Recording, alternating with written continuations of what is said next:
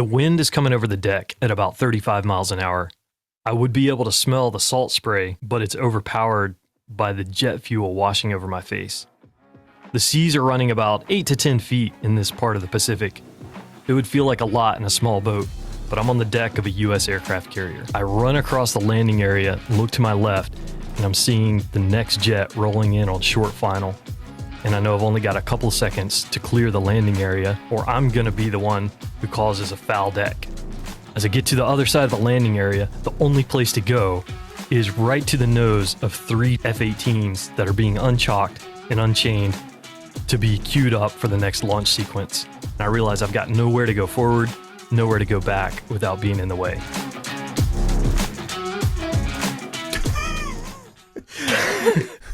What fiction did I just listen to? Is that a reading from a Tom Clancy novel or what?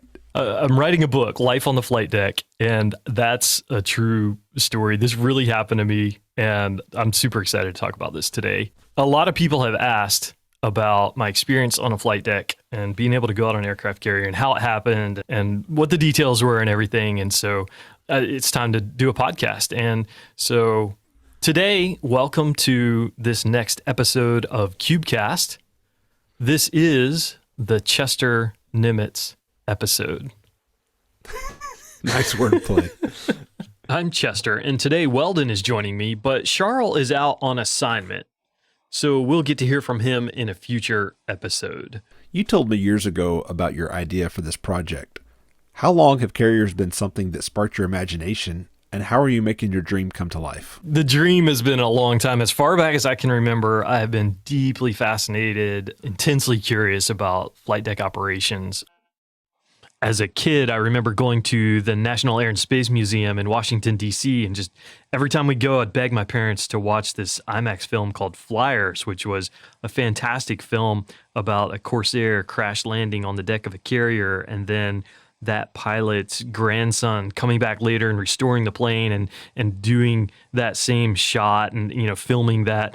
And I just loved that aspect. And then I remember when the Navy Memorial came to Washington, D.C. and first opened up, and went there as a kid, and to see the film that they had there about a 6-month cruise on a carrier followed the guy's life as he took this cruise, and just fascinated by all the intricacies of what it took to make that deck function. So it's been a deep, deep fascination for a long time. But about 10 years ago is when I made the decision that the best way to encapsulate this and the best way to kind of share this deep passion is to write a coffee table book about life on the flight deck and what that's like, mainly from the perspective of the men and women who work that deck. You know, there's been a lot filmed and written about the jets and the pilots, and that's awesome. I mean, that's why the whole ship is there. Are you saying just maybe a movie would have come out just this year talking about carriers and naval jets, etc.? There was a film released this year, I think. I may have heard about it. Maverick, I think, is part of the title, something like that. The whole entire ship is there to launch and recover those planes. You know, that's 6,000 people to do that. But the story that's untold is the 18, 19, 20-year-olds that are working the deck in all kinds of conditions, weather-wise, and what they have to do in incredible responsibility and danger that they do to launch and recover these planes. So knowing you like I did, I know we were in Oshkosh, Wisconsin at the EAA Air Show last year, and you're talking to a husband and wife. He was an F-14 pilot. She flew, is it C-2s? C-2s, yep. The COD. The cargo. Yep. And they were helping your kids get signed up. And I'm knowing what's in your mind because we've been friends long enough. And I thought, this guy needs to know what you're working on, because I have to imagine, much like a surgeon really appreciates the nurses and the staff behind the scenes, the fighter pilots have to appreciate these people have their lives in their hands. He would probably think this is cool that you're working on this project. So I'm like, hey, Chester, tell Steve about your project. And honestly, you have way more faith in that than I did at the time. And so that's really the first lesson for me, is have faith in it, because I thought, well, hey, here's an F-14 pilot. He probably doesn't really care about my perspective, my angle on this, but you were absolutely right, and he absolutely did care. I think the words he used is unsung heroes in terms of talking about these people that work the deck. I think my favorite part was when he looked with you almost like looking at someone who is in your house that doesn't belong. How do you know about this? Right, but from my perspective, I'm like, doesn't everybody know about how flight deck functions? Doesn't everybody know what the colors of the shirts mean? Doesn't everybody know that they're trying to target the 3-wire when they land? Doesn't everybody know this? So, if anybody has watched Maverick, did you even notice that there were colored shirts on the flight deck? And did you wonder, was that just because they felt like wearing blue that day, or is there an actual story to it? And Chester has taught me, yes, there's a story to it. There's an actual story to it, and that's my biggest. I've really enjoyed Maverick. My biggest hang-up was I wanted more video of the flight deck. That's what I wanted to see more of in the movie. It was fantastic. Really had a great time. So, all right, the unsung heroes. Steve is aware that you're working on a project. So, what happened next? He told me, he said, I may know some people that could help you out and get you some information. Basically, he didn't make any promises, but a couple of weeks later, I got a text from Steve and a call and then an email thread. And I'm trying to read backwards through this email thread because it has a bunch of DoD, Department of Defense email addresses on it and a lot of titles that I'm trying to source out, like what is happening in my inbox. These people are having a conversation in my inbox about me. Admiral, General.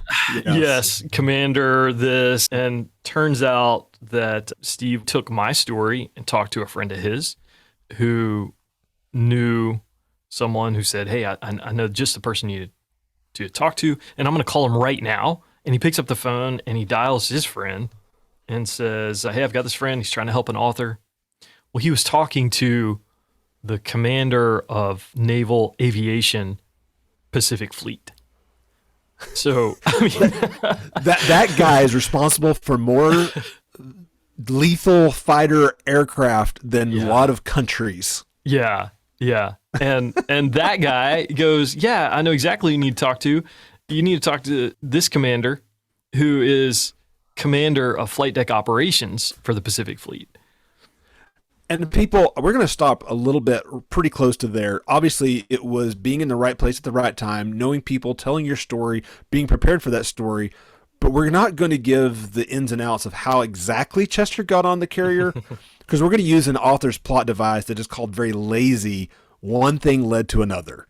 One thing led to another, absolutely, yeah. But I will say, here's a lesson learned, and that is it's the preparation to become the overnight success. Like, it wasn't just some random thing. It was long-term prep for overnight success. And so I had built a website around this project called lifeontheflightdeck.com and done a lot of research, and I've been engrossed in this. It feels like overnight success, but really it's long-term prep. And so that long-term prep pays off. I will say this from the sales, not sales, but just business aspect of what someone can take away from this. Learn your target's language.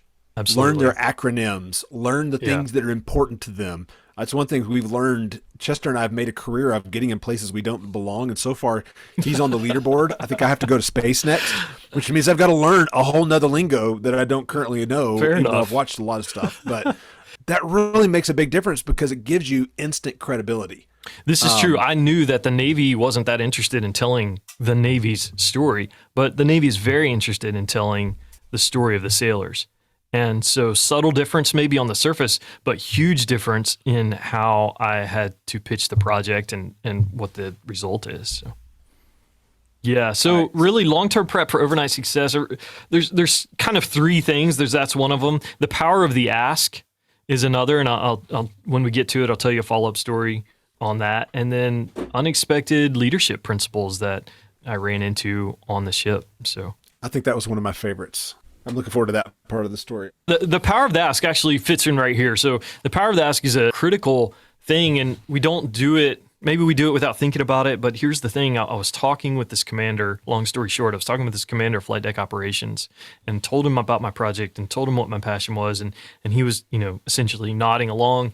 And I got to the point where the ask was, I want to get on a carrier, active carrier, and interview people and take pictures to do this project. And I remember distinctly that there was this moment.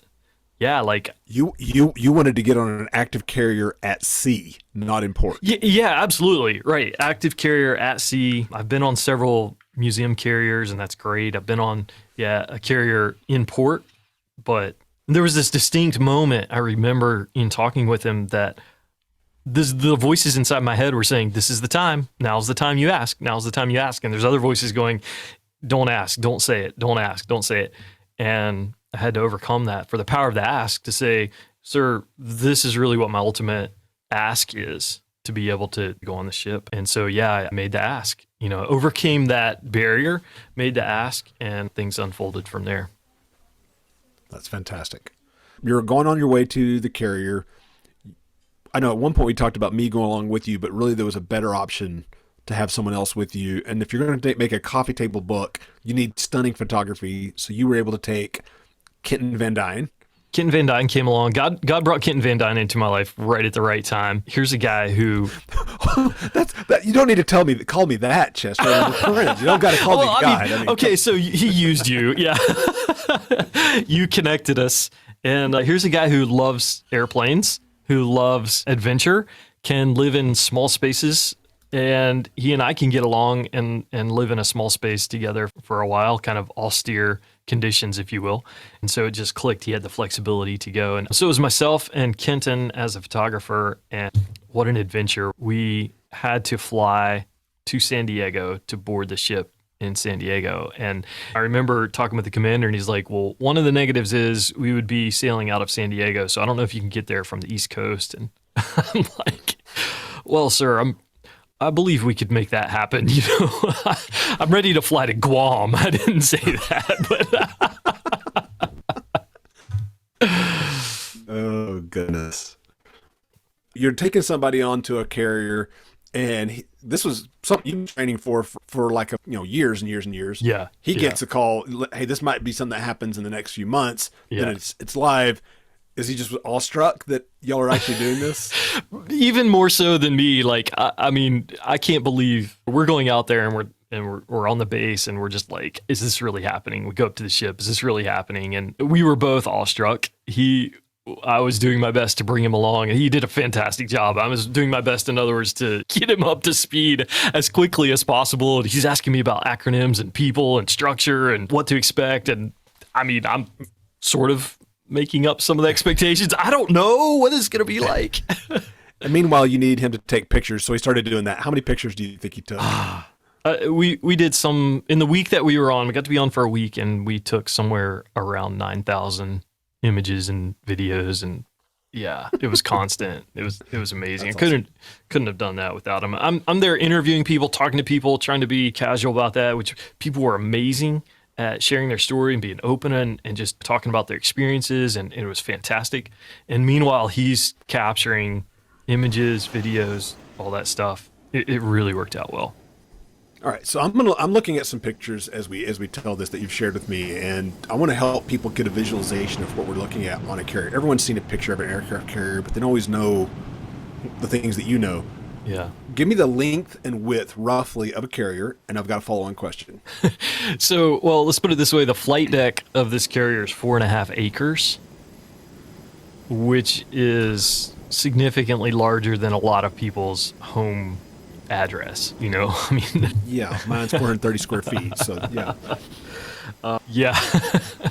So 4.5 acres, roughly 1,000 feet long, something like that, 250 feet wide or so. It varies because the angled deck, it's massive. It's just huge. It's huge. All right, how many aircraft are on a loaded carrier on a regular basis? Yeah, when a wing is fully deployed, it's around 70 aircraft, of which they put about 20 in the hangar deck, 50 on the deck. And that's part of the story here is the chaotic dance of moving the jets around, of landing jets on the deck while there's other jets stacked up around, of launching jets, of moving jets around because they're going to move this plane over here so they can launch this plane. And that's part of the chaos and the story of what makes this challenging. So I'm looking at a picture of a board that a guy's moving little models around on. Walk us through that. So this is the Ouija board, they call it, and it's a scale model of the flight deck, and underneath they have the hangar deck, and they plan the moves. So they've got all the planes as little wooden cutouts on there, and they plan the moves. They're going to take this one, they're going to park it here, they're going to launch this one here, they're going to move these here in this daisy chain order, they're going to go out. And this is all controlled by the person they call handler, who's in control of the flight deck. And so all the moves specified by him, the team there, and there's different representatives from the different groups, the blue shirts who are in charge of chocking and chaining the planes, as well as operating the elevators. There's the purples who are in charge of fueling. The yellow shirts are the plane directors. And so they're all there kind of huddled up. We got to be in several briefings where they're planning their moves, and the interesting thing about that is you go in there, they plan their moves. Here's what's going to happen. We're going to, do it in this order. And then by the time they hit the door, something's already changed and they have to adapt to the changes in the plan. So this sounds like my life now. A friend of mine has a great phrase that they use: adventure begins when the plan ends. Absolutely. And that's really what it is. It's like, it's all about them dealing with plan B and C and D and E as things unfold. Perfect. So keep going. Tell some more story as you work through these. Before any flight operations start, there's what they call a FOD walk down, foreign object debris, and you might have 500 to 1,000 sailors come up on deck, and shoulder to shoulder, you're shuffling along the deck looking for just the smallest piece of trash or metal or anything you find on the deck that could be picked up, sucked into an intake, blown at somebody, anything like that. It's incredibly critical that the deck is clean, and so they do these FOD walk downs. Funny thing is, handler loves to tell her, he'll come up on basically the ship-wide PA and say, it's another beautiful day in the Navy. The sun is shining. It's warm and, sunny. Come on up and do a FOD walk down. And it may not be sunny at all, but by the time you get up there, you're committed. So yeah, imagine you probably don't know what the weather is and you're in the middle of that metal beast. I mean, so many people never see the light of day for weeks. Just their job is working below the decks. So that's pretty incredible. So you're looking at jets, you're looking at cargo planes, I'm assuming helicopters also? They bring helicopters on. When we were on, they brought helicopters on first, and helicopters serve an important role. There's always a helicopter up in the air just off the ship standing by during flight ops in case there's an incident, and then they're ready for rescue. They also use them, obviously, for carrying some cargo on and off the ship, for medevac, things like that. So helicopters are an important part of it. They're kind of their own little world, like the helicopter crews and is kind of their own little world. But what's crazy is we saw them landing helicopters at the same time as they're landing F-18s. And I mean, pretty close together. It's just mind-boggling how close together things are happening on the deck. Yeah, that blows my mind. And the speed at which everything's occurring and the noise. I imagine it's not quiet on the deck. So first of all, when they go into flight ops, all the equipment on the deck is running. They start all the cranes, the tugs, the fire trucks, all that stuff is running. When the planes are on, during flight ops, and especially the cycles that we were running where they were basically certifying the flight deck for operations, plus they were qualifying the pilots. As a pilot, you have to have a certain amount of carrier landings and takeoffs in a certain amount of time to stay current. So nothing shut off. They were bringing the jets in, they land them, they taxi them, they put them over here, they move them around, they're bringing more in, they're launching them off, and everything's running all the time. It's chaos. You're wearing double hearing protection, so earplugs in, and then you're wearing this cranial, which is kind of a mix of a soft shell helmet thing with some hard pieces on it and earmuffs. And so you're double hearing protection, but then over top of all that, handler has a microphone he can pick up and make announcements on the deck that you can hear through that, which is it's incredibly loud. So how do you hear each other over that? So that's one of the interesting things is there's a few people on deck that have radios and they're in radio communication, but the majority of them don't.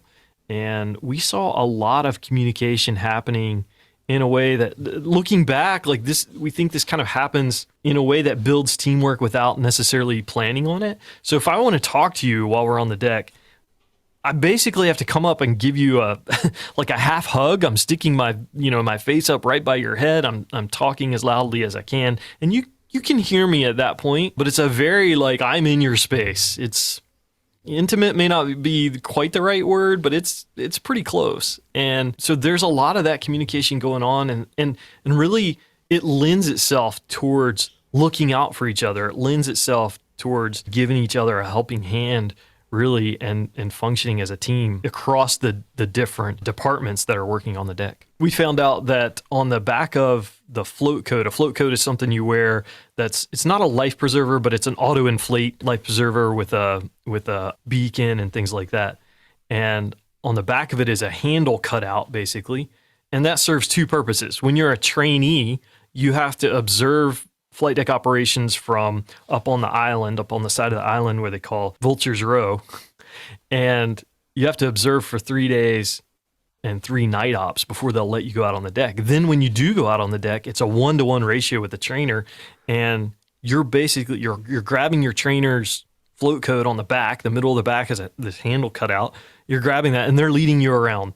And that's how you learn where to go, where not to go, and how to do your job. But the second purpose that handle fulfills is so that you can reach out and grab it and pull somebody back and literally save their life. And that's not abnormal at all to happen. So did you have to have your hand on somebody's back? So I never got to save anybody's life, but this was one of the challenges of working with Kenton on the deck. He's shooting through a camera, and now in flight ops, they're steaming into the wind, and they're putting about 35 miles an hour of wind over the deck. So that kind of doesn't sound like a lot if you're sitting in your office somewhere listening to this, but the next time it's 30 mile an hour winds or 35 mile an hour winds, go outside and do some work, because you have to brace against it. It wears you down. It's tough. And so a lot of times I spent bracing, trying to provide him a more stable platform to shoot from. I guess where I was trying to go with that is it sounds like these kids who come on deck are 19, 20-year-olds, and they have to set up in the Vulture's Row, and then they have to hold somebody's back to move around the deck. Yeah.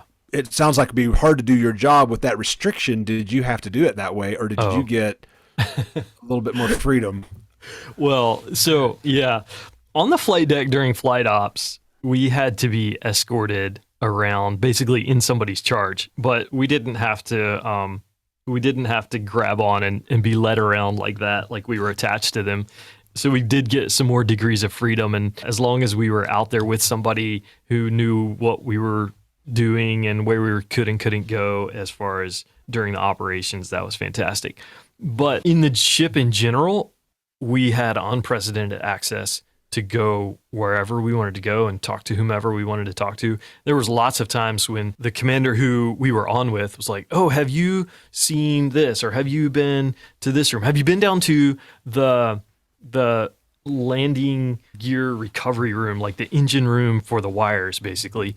And we're like, "No, not yet." "Okay, come on, and he we take off down a passageway, down some ladders, and bam, bam, bam, knock on a door, and whoosh, in we go and talk with people. It was incredible.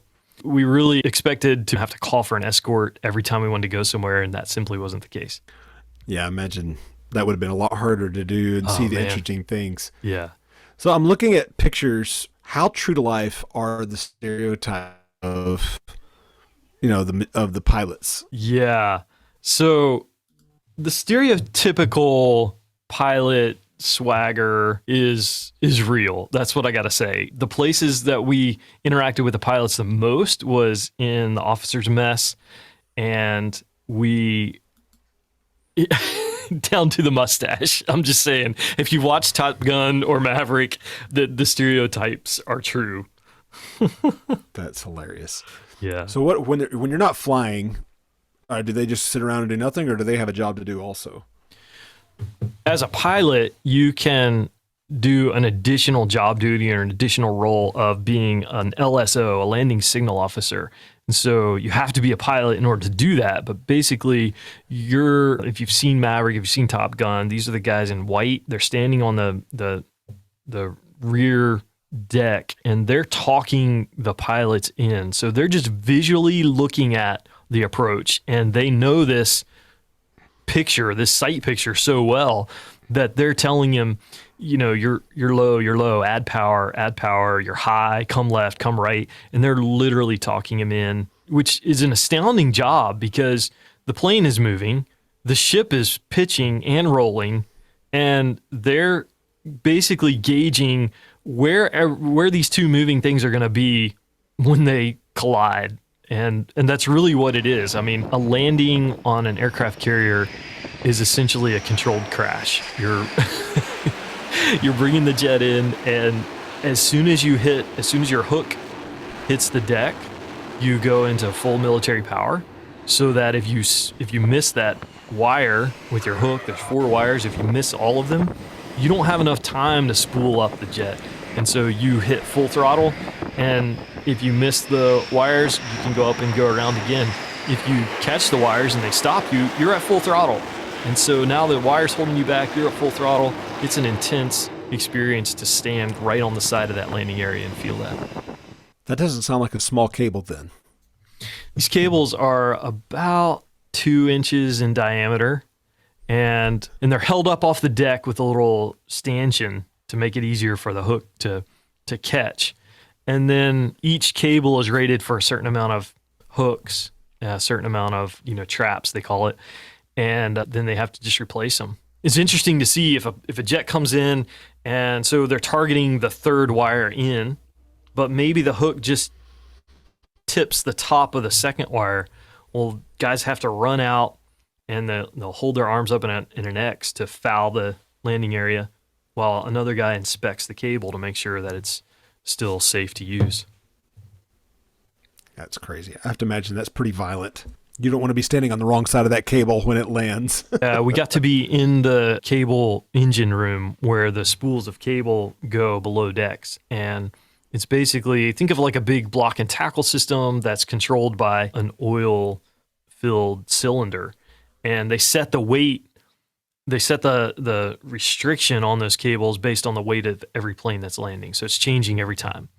And then the plane hits, and that block and tackle system moves about 20 feet almost instantly, and it's incredibly violent. It's like being in a car accident right there. You're standing right beside this thing. I mean, you could put your hands on it. It would take your arm off. The violence is something else. When you say that and there's no guards around it, I have to imagine that has happened. You know what I mean? Yeah, I mean, right, you got to be vigilant. You got to be paying attention what can move and what can't, because they've got an incredible amount of stuff packed in there. The catapult is the same way. Our room was directly under catapult 2. And most of the time when they're firing catapults, we were on deck because of flight ops. But after flight ops is when they would work on and do maintenance on the catapults, and then they have to fire them several times and to make sure everything's working. So that usually happened between midnight and 2 a.m., something like that. And the first time that happened, I was asleep. Yeah, it felt like a large truck ran into a building. I mean, I just about came out of my bunk. It was so surprising. So that's something just from the day-to-day stuff. What was it like being on a non-luxury cruise cabin inside of an aircraft carrier? What was your berth like? From our perspective, probably pretty austere. We had a room that was set up for 4 officers, and metal bunk beds, 2 metal bunk beds, some metal drawer storage units, some things like that. But this was officers' country. Literally, that's what it's called, officers' country, and a lot better and more luxurious, if you will, than being in the enlisted quarters, which is, 3 or 4 bunks high and a lot less space, privacy, things like that. So that begs the question: were you guys treated as officers, or just? It's interesting. Yeah. So obviously we were out of place in terms of it was clear that we were civilians on the ship. Nobody had to ask. In a way, we were deferred to. So nobody salutes a civilian, but we were deferred to from everyone ranking. And so that was really a pretty neat experience. Like the things that we would be able to talk to people, we'd be able to get access to places. It was really amazing. That's awesome. Let's get away from the technical aspects and just you being there and all, but you were there for a purpose, and that was to tell the sailor story. So let's add some humanity to this. So let's talk through some of the people, the jobs, the people you actually met, and the relationships you created. Yeah, it's really interesting because some of the sailors, it runs a whole gamut. Some of the sailors are there, and we're able to talk to them, and they came out of high school. They didn't really know what they were going to do, so they signed up for the Navy, and they kind of just said, "Sure, Navy, put me wherever." And some of those people are in for 4 years, and they're just doing their time, and they're doing their thing, and doing a good job of it. But it's not really their passion. They're there, and they're going to experience it, and then they're looking forward to being out in a year and a half or whatever their timeline is. And so that's interesting. It's interesting to appreciate, somebody who's going to do that job, because I'm telling you, man, being deployed on a ship for, a 6, 7, 9 month cruise. It's not all roses. It's a lot of hard work. But then there's other people who are Navy through and through and committed to this job, and they're doing this. This is their career, and they own it. They embrace it. And, that's neat to see. One of the people that took us around on the deck quite a bit is the fuels bosun, who is the person in charge of all the fueling operations, and did an amazing job of being able to help us get to the places where we could take some incredible images and videos. And one of those places was up between the two bow catapults. We're standing in a place called the pig pen, where you have to stand behind a safe line, and they'll launch a plane off the catapult. Then you have to move over, and they're going to launch the second plane. When you say safe line, are you talking about just a piece of paint on the ground, or like an actual line, like a bollard, or what are we talking? Yeah, this is a line on the ground. So this is painted on the deck, and it's a dashed line that's painted on the deck, and that's the safe line to make sure that you don't get hit by a jet that's moving or launching, something like that. The thrill of standing there and having them launch jets on either side of you at 20 feet away is something that I'll just won't really have the words for. The power of that, to have a jet sitting at full military power while it's being held back, getting ready to launch, the rumble, it's an incredible feeling. And as I was talking to this fuels bosun saying, thank you again so much for helping us do this and getting these places, and it was such a thrill. And she said, yeah, I've been at this for 17 and a half years, and I still get that same thrill every time I stand there. So that was really neat to pick up on and hear from people like that. Well, and you're going to get to tell her story, which is fantastic. Yeah, absolutely. The guys in green, the people in the green shirts, everybody works hard. So I don't want to take away from everybody. Like, everybody has a hard job. It's just a hard environment, but they work really, really hard. They're managing the arresting gear, all the wires, the cables, and the catapult gear. And so it's a lot of hard work, and I have a ton of respect for the work that they do. One day we were doing flight ops that started in the morning, and at almost midnight, no, it was after midnight, it was about 12:15 a.m., the captain calls down to handler and says, we're going to run flight ops for another 45 minutes or so. And there were people already falling asleep on their feet just from working the 14-hour flight op. Like you're on for 14 hours, incredibly dynamic, chaotic, dangerous environment. That's awesome. Another one that's really tough is the firefighting crew. So these guys train and they're geared up for the very worst case scenario, but hopefully that doesn't happen, So they're sitting on their fire truck. They have to be on the truck on the deck. It's running. They're waiting for their 4-hour shift before they're relieved. But, hopefully they don't have to actually go do their job. So one of the ways they stay fresh and one of the ways they stay current is they'll have a scenario of the day in their workspace, in their work center, and they'll just be talking through that. Okay, here's what happened. Here's the scenario, and they'll just table talk that as far as go down through what would happen, what would they do. So a lot of respect for them. It's like you're doing your job, but you hopefully don't have to do your job. One of those situations. And remind me, the yellow shirts again are the people who... Yeah, so the yellow shirts are primarily directing the planes. They're moving the planes around on the deck. They're telling them where to go, which is incredible.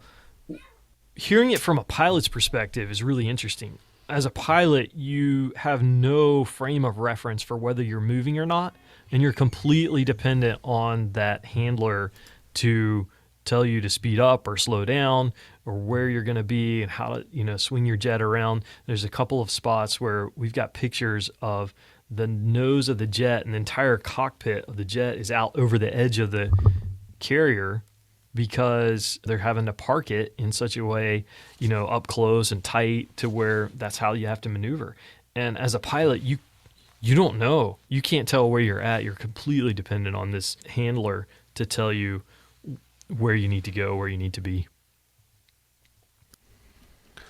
So one of the really cool places we got to go was in the bubble, which is like a little glass canopy thing that comes up from the middle of the deck between the two catapults. It comes up about 2 feet, raises up, and when they're in flight ops, this is where the catapult officer and some other people that function there, have their controls. This is where they actually push the button to launch the jets. And so we got to be up in there during the day. They just let us hang out and talk with them about how this operation goes, and to be able to see that. The catapult officer has a really interesting job. He's setting the weight of the catapult based on, or the strength of the catapult based on the weight of each aircraft that's going to launch. So there's a weight board operator that shows the pilot the weight, and then he shows the catapult officer the weight. They have to agree. And then the catapult officer looks up in his guide basically based on that plane and this weight and the wind over the deck and the crosswind and the all these different factors, what he's going to set the catapult strength to, if you will. And then there's a counterpart to that down in the catapult control room that's doing the same thing, but he's getting his information from a completely different source, and they have to agree that on the strength of the catapult. Their catapult settings have to agree, and then and only then can they launch the jet. When they go through their whole sequence, the catapult officer comes down to this kind of final ready sequence. It's one button before the launch button, and then it's in his hands to launch the jet. He has to check about 12 things. He has to check a light on the, on the bow of the ship is on, a light on his console is off. Do it the way you did it for me. Do it at his speed. Oh, man. Can you even say it as fast as he does it? It's like lights, no lights, lights, thumbs, head, ready, fire. And he checks about 12 things in a second and a half.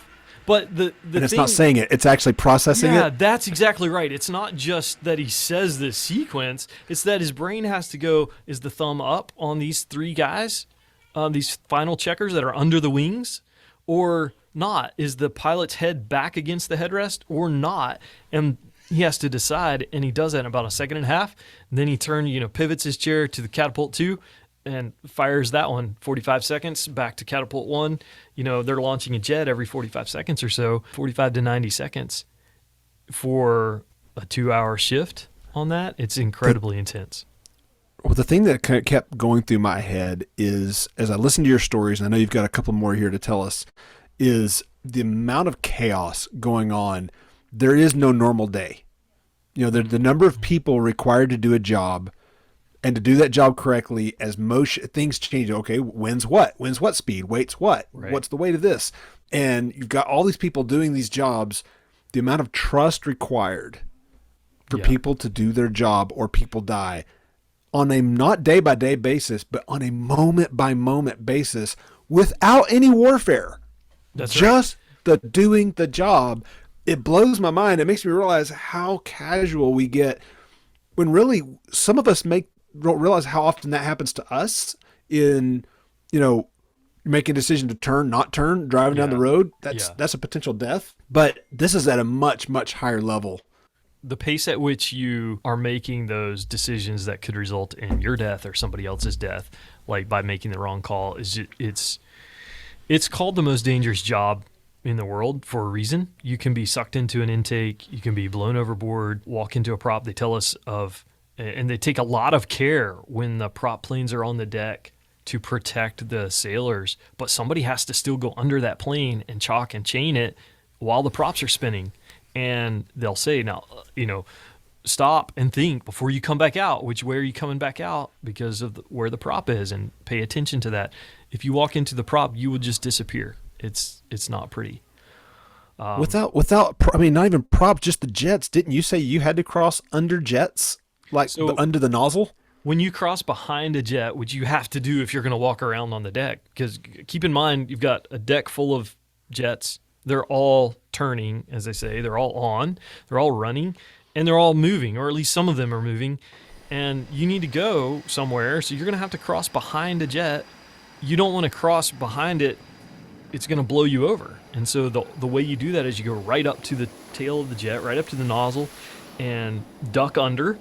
Don't hit your head, your cranial on the tail hook that's tucked up there. Don't hit the tail fins, pop up on the other side, and watch out, because there may be another jet as you've ducked underneath that's moved around to where you're going to get in the jet wash. And we saw guys where their only option was 2 or 3 of them to link their arms and shoulders and crouch down on the deck, because otherwise a single person there standing there would get blown away. They have safe lines for a reason. There's safe lines for each catapult that you have to stand behind. Thankfully, no incidents happened while we were on the ship, but they had stories like they launched a plane where a guy was not behind the safe line and it decapitated him because he was that's where the wing goes.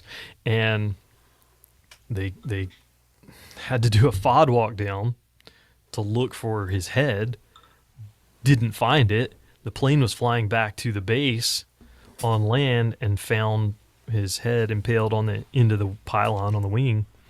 I mean, it's just it's gross, but it's the risk. And this is the environment that they were working in all the time. It's crazy. We got to go, I think I was talking about the bubble earlier, we got to go in the bubble at night, and that's just a whole different experience.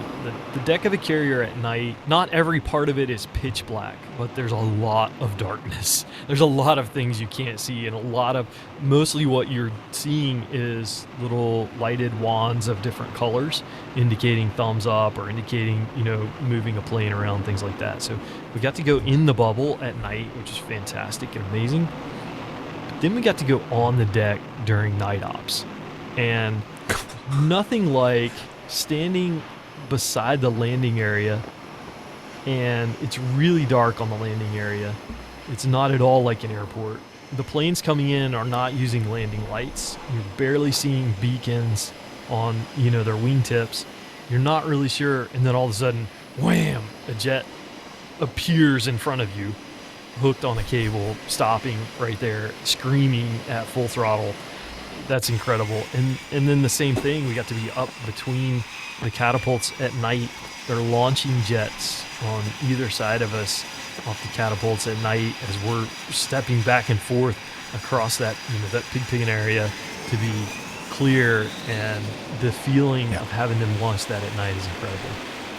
I think my favorite picture from all y'all's reels has got to be the one where Kenton is behind the guy with the lighted beacons. Yes. There's an F-18 turning. There's the lights of the tower behind him. Yes. And steam everywhere, and it's epic. I wish there was a video version of that, but the steam off those catapults is really iconic, and interestingly enough, going away in the Ford class and newer carriers as they go to electromagnetic catapults, but some really great shots of the steam coming up as they're bringing another jet around, and the fact that we were able to get that shot I'm still stunned.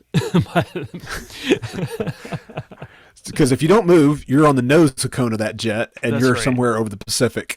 Let's get to your unexpected leadership principle, and then I've got one last question for you. In the military, I expected everything to just be strictly commanded. So here's what you need to do. Here's how you're going to do it. Do it this way, shape up, whatever. The commander that we were on with had a ton of experience. He used to be a handler. And again, his responsibility was flight deck operations for the entire Pacific Fleet. So he's seen a few things, and he noticed them struggling in the way that when the C-2s land, these are prop planes, and they have to fold their wings, and then the wings latch back. And he noticed that they were having struggles getting the wings to latch back. And after one of the briefings, he said, hey, guys, you, and you, it was about 4 or 5 people, you guys stay here for a second. I want to talk about this. And he goes, hey, I see this is an area that you guys are struggling with out there. Like, it's causing some slowdowns. It's causing some problems. So let me give you some suggestions. When you're doing it, instead of waiting for the plane to come off the landing area and then telling him to fold his wings, tell him to fold his wings before you turn him off of the landing area. That way the wind is helping fold those wings back. It's helping latch them in place. Then when you turn him, he's already latched, and away you go. The point was, he said, look, this isn't like, if what you're doing is working, I'm not telling you have to change, but this may help you out. And what I saw was a mentoring, was like a lifting up, was helping them be successful. He was setting them up for success. When he was in a position to just tell them, nope, you got to keep training. Nope, you got to keep training. You got to switch what you're doing. You got to train another day.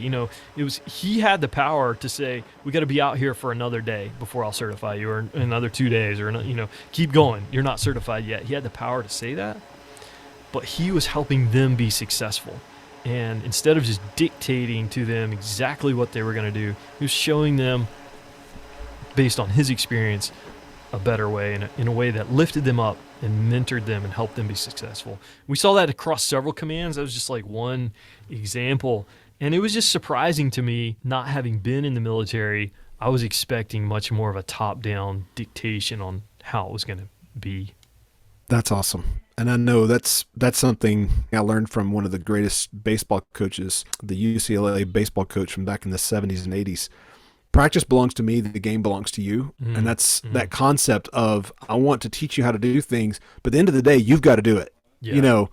And that was a valuable lesson for me at a young age before I started working with young people. And it gives autonomy. It makes them believe in you. And when they can believe in you, that you have their best interests at heart, there's some activity there instead of just simply dictation.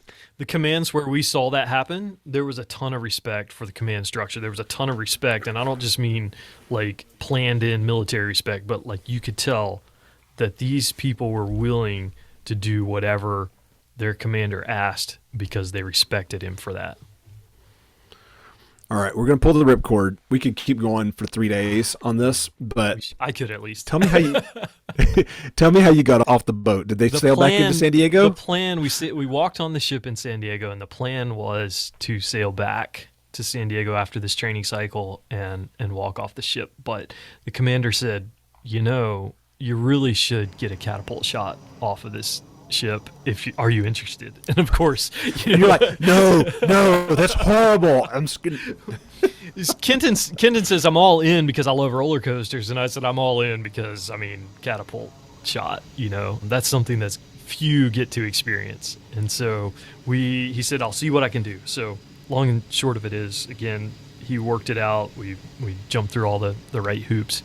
And the final day came, and they put us, unfortunately it wasn't an F-18, so didn't get to backseat a jet, but they put us in a C-2 cargo plane, and this was an amazing, epic experience. First of all, there's no windows, so there's no point of reference.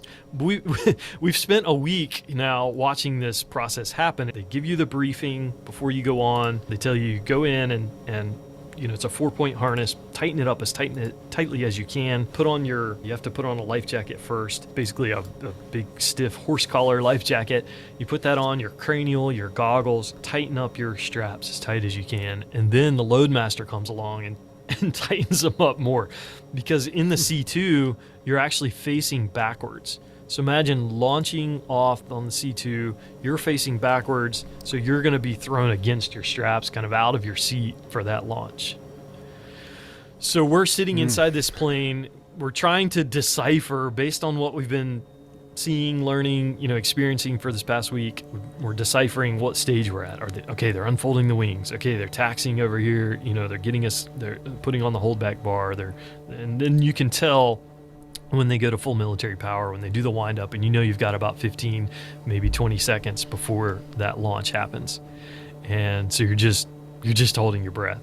And then that launch hits, and you're going 0 to 160 in about 3 seconds. It was not at all like a roller coaster. It was much, much more like you had just been hit from behind with a giant semi-truck. A 5-second car crash? It was like, a car crash is kind of like, bam, it's this big hit. This was like, bam, 4 seconds of car crash. Yeah, that same amount of energy, but times 4. And then we were flying. That's pretty epic. All right. So we're going to end the podcast with a phrase that Kenton Van Dyne used at the end.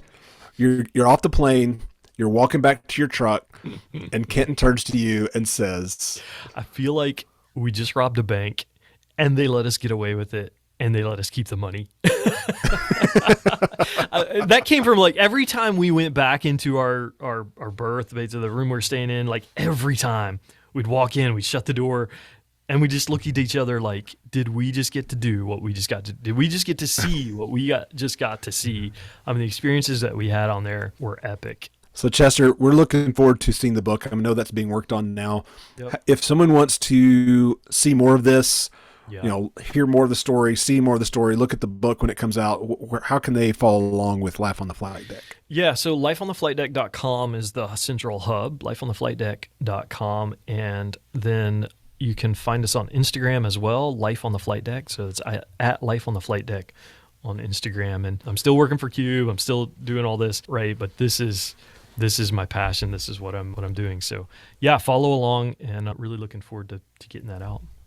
If people want to know, why are we talking about this on a Cube podcast? One, there's some interesting things to me that related to business and the way that Chester and I operate, and Charles too.